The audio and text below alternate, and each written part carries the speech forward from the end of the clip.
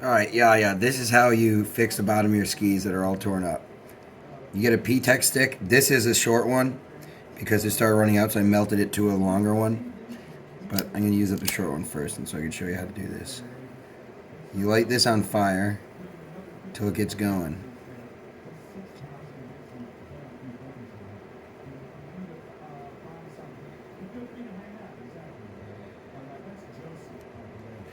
Once you have like a little glowing orb on here,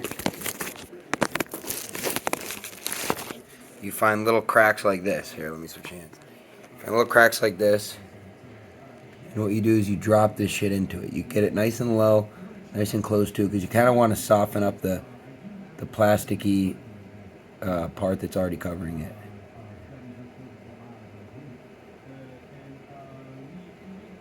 And eventually what will start happening is it'll start dropping. You see how it's like dropping in there?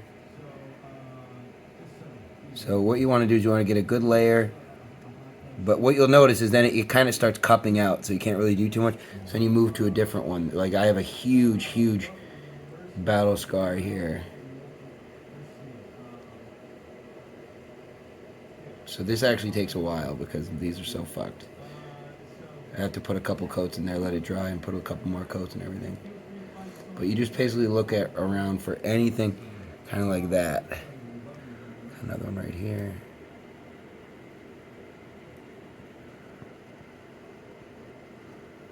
Right here. Sometimes it gets a little aggressive. You gotta blow it out, let it cool down. And sometimes, if it gets too like balled up like that, what you want to do is kind of make it a little more narrow, because if it all just starts dropping at the same time, it ends up being overwhelming. And you end up not really getting a good, like, it ends up not really working out that well. So sometimes you gotta kind of like do that, let it dry, kind of more narrow like that, and then do it again. But then basically after that, what's gonna happen, like right now it's still cupped out, but eventually after I put a second layer in there, it'll be balled up. So like when you look at it from like this angle, it'll be all balled up.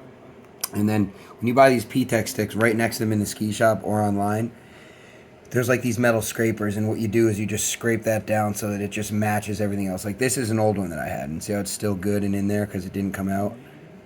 But you basically just scrape that down, and then that's pretty much all you have to do. And so then you won't be dragging in the snow.